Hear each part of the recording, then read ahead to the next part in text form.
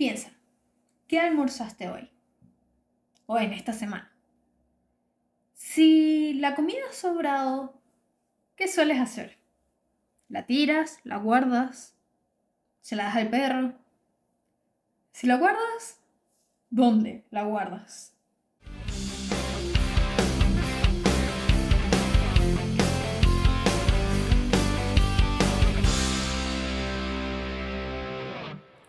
La ciencia no es solo sobre descubrimientos, sino también sobre la forma en que llegamos a ellos. En el caso del polietileno, la historia comienza en Inglaterra, donde los químicos Reginald Gibson y William Fawcett de la Imperial Chemical Industry, ICI, estaban estudiando algunas reacciones químicas bajo altas presiones y temperaturas. Durante uno de sus experimentos descubrieron algo bastante inesperado. Un sólido blanco y graso se había formado a partir de la combinación de etileno y benzaldehído.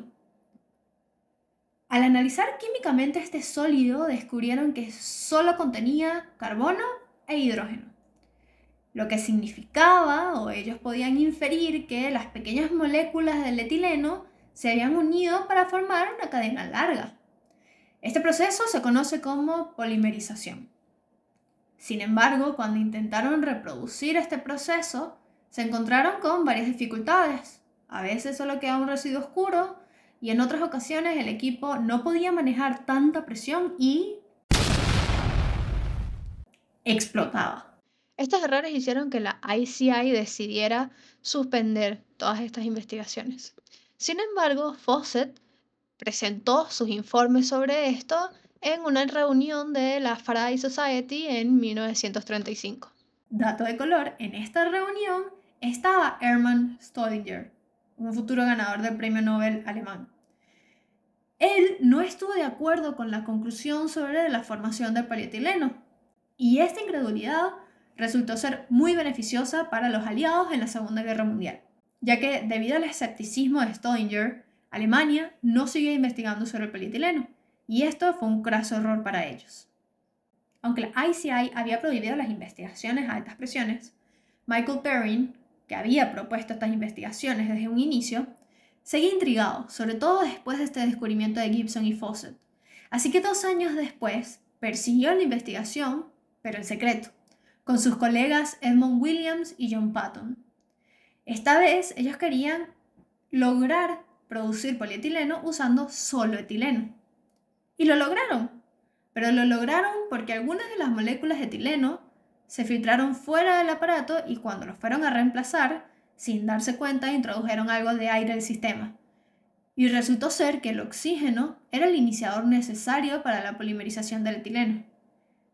Esto logró justamente que lo sintetizaran, y al sintetizarlo y empezar a experimentar con él, se dieron cuenta de algo muy importante.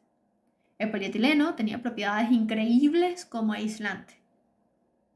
Recordemos que estamos en el inicio de la Segunda Guerra Mundial, así que cuando descubren esto, fue perfecto para ayudar en las instalaciones de radar. Y esto permitió la creación de sistemas de radar bastante más pequeños y ligeros que podían instalarse en aviones.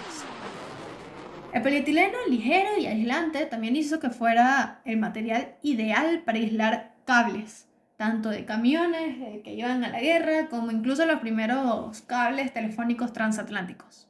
Aunque el polietileno ha sido criticado en el mundo moderno, sus contribuciones son a menudo olvidadas.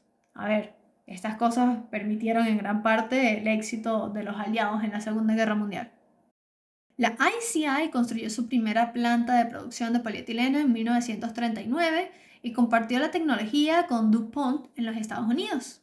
Y es allí donde empieza la segunda parte de nuestra historia.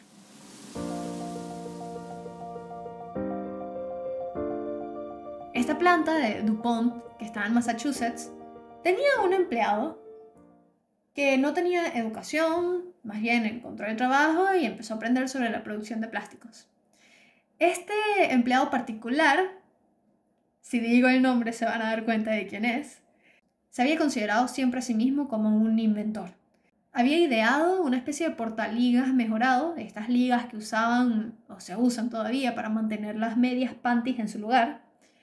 Y también había ideado un peine que se podía pegar al cinturón. Estas invenciones no tuvieron éxito, nadie las compraba. Pero él seguía ansioso porque lo conocieran como un gran inventor. Así que cuando la empresa DuPont sacó un desafío para que los empleados pensaran en usos para todo este polietileno que había quedado y tenían en abundancia después de terminar la guerra, él no lo pensó dos veces. Y con esta intención de ser inventor, buscaba problemas en cualquier parte. Y en eso se empezó a dar cuenta que cuando las mujeres, que eran las amas de casa en ese momento, necesitaban guardar o proteger la comida después de que habían terminado de comer y sobraba, se veían obligadas a veces incluso a tapar los platos con los gorritos de baño para no mojarse el pelo. Ese artículo de plástico del baño lo usaban para intentar proteger la comida que sobraba, porque además los frascos de vidrio que a veces también se usaban eran bastante caros y muy poco prácticos. Se caían, se rompían muy fácil y eran caros. Y en ese momento, después de la guerra, no había tanta plata. Así que él, pensando en esto y viendo que la empresa le había dado ya alguna materia prima para poder empezar a experimentar con el polietileno, empezó a derretir pelotas, moldear el plástico en diferentes formas, compró un par de máquinas de moldeo para él mismo, dejó la empresa y fundó su propia empresa con su nombre, Tupper Plastics. Ya deben saber por dónde va el asunto.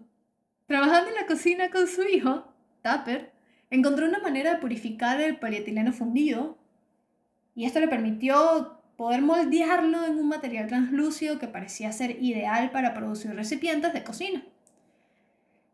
Ahí está la primera idea genial de Tupper, pero después la segunda, que es como la verdadera creación de Tupper, fue la forma innovadora en que él decidió sellar estos recipientes. Tomando la idea prestada de las tapas de las latas de pintura, patentó un recipiente con una tapa que se podía presionar para expulsar el aire y luego producir un sello ajustado, casi hermético. Él pensaba, y todos pensamos seguramente, es un boom de inmediato. Pero no, Tupperware no vendía bien al inicio. Y luego notó que había una mujer en Michigan que estaba comprando un montón de tuppers. Investigaron, resultó que era Brownie Wise, una mujer que sí tiene nombre de Brownie. Lo que comemos de chocolate se llamaba así. Pero bueno, Brownie había ideado su propia invención. Esto es invento tras invento tras invento. Creó la fiesta de tuppers. En realidad lo que ella hacía era que invitaba a personas, a mujeres, a su casa y les mostraba lo genial que eran los tuppers. Y se los buscaba vender, entonces les ofrecía además este negocio de, bueno, me compran los tuppers a mí, hacen estas mismas fiestas de tuppers y se los venden a sus amigas. Entonces así tienen un poco de ingreso ustedes y tienen esta herramienta perfecta, ya no se les van a romper los recipientes de vidrio en sus casas ni mucho menos, sino que va a estar todo en estos envases de plástico y lo pueden vender. Tupper se dio cuenta de que el potencial de este método era increíble, así que contrató a Brownie como vicepresidenta de ventas.